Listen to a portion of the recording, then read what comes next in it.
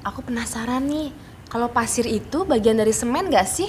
Bukan, Sar. Pasir itu adalah bagian dari agregat. Memangnya ada agregat jenis lain selain pasir ya, Fen? Ada, Mas Dito. Ada 2 jenis agregat. Agregat halus dan agregat kasar. Ini agregat kasar. Agregat kasar atau batu yang berbentuk pipih adalah salah satu contoh batu yang tidak disarankan. Sedangkan batu dengan tekstur ini adalah batu yang disarankan karena permukaan kasarnya dapat digunakan untuk menghasilkan kuat lekat yang lebih baik. Selain itu, hal yang perlu diperhatikan adalah batu harus bersih dari lumpur atau tanah liat. Hampir 3/4 volume beton ditempati oleh agregat sehingga sifat dari agregat menentukan kualitas beton. Untuk menghasilkan kualitas beton yang baik, agregat kasar maupun halus harus memiliki gradasi atau ukuran yang proporsional loh. Oleh sebab itu, perlu dilakukan analisis ayakan. Holcim Indonesia memiliki ahli di bidang agregat, serta mengoperasikan salah satu quarry terbesar di Jawa Barat dan Jawa Timur yang memproduksi agregat berkualitas terbaik. Kualitas pasir juga berbeda-beda loh, tergantung dari sumber pasirnya. Ada pasir yang berasal dari gunung dan bantaran sungai. Pasir tersebut cenderung lebih banyak mengandung lumpur atau tanah liat dan akan membuat daya rekat menjadi turun sehingga membutuhkan banyak semen.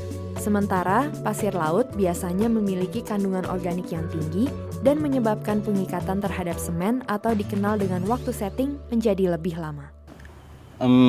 Kalau semen itu kan ada pengetesan kualitasnya. Kalau pasir ada juga nggak? Karena menurut saya sayang aja kalau kita sudah menemukan bahan semen yang bagus, tetapi pasirnya tidak bagus. Nah, itu ada caranya, Mas Dito. Supaya kita tahu kualitas pasir yang kita miliki, kita harus melakukan tes laboratorium untuk mengetahui kandungan organik atau juga kandungan lumpur. Caranya, Fen? Nah, ini ada contoh gambarnya. Untuk tes kandungan organik di laboratorium, pertama-tama ambil sampel pasir yang akan digunakan ke dalam gelas ukur. Lalu, masukkan NaOH 3% sebanyak setengah volume.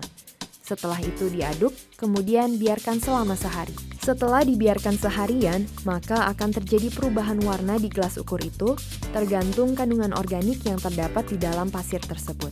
Jika warna air yang dibiarkan itu cerah, berarti pasir itu memiliki kualitas yang bagus. Sebaliknya, jika warnanya menjadi keruh atau gelap seperti kopi, berarti kualitas yang dimiliki pasir itu jelek. Untuk melakukan tes organik di lapangan, caranya seperti ini. Masukkan baking soda atau pengembang kue ke dalam botol sebanyak 3 sendok makan.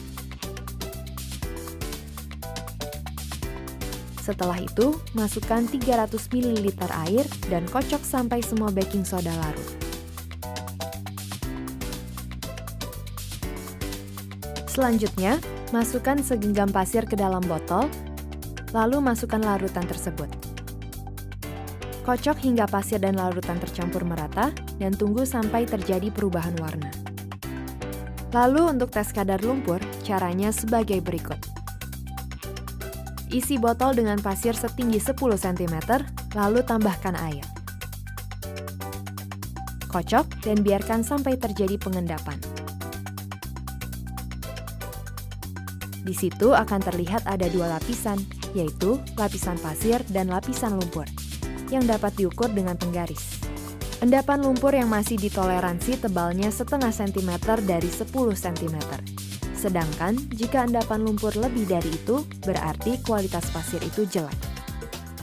Ternyata tes kandungan organik dan lumpurnya simple banget ya, Fen?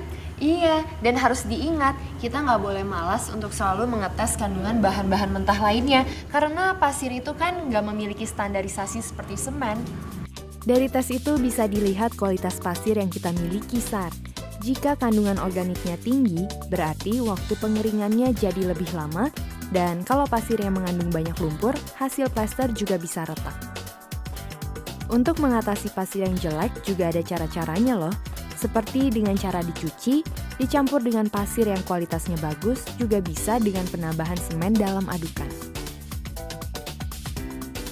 Berarti tes organik dan lumpur pada pasir itu penting banget ya, Fen? Tapi ada yang tidak kalah pentingnya loh, yaitu untuk membuat beton dengan kualitas yang bagus, ada satu bahan penting, yaitu air. Air? Iya, air berfungsi sebagai bahan pengikat di semen, Sar. Dan air yang digunakan itu harus bersih dan bebas dari bahan-bahan yang merusak. Sedangkan air laut sebaiknya tidak digunakan untuk menghindari terjadinya karat pada tulangan. Wah, berarti beton itu mirip tubuh kita ya. Sama-sama butuh air bersih supaya sehat dan kuat.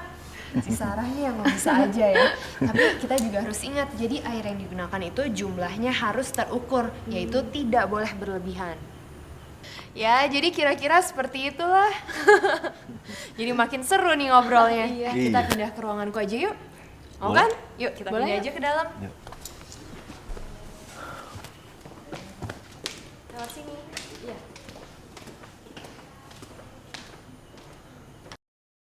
Kelebihan menggunakan Holcim serbaguna adalah: pertama, semen ramah lingkungan. Dengan penggunaan air yang lebih sedikit, pekerjaan bisa lebih cepat untuk hasil yang tahan lama.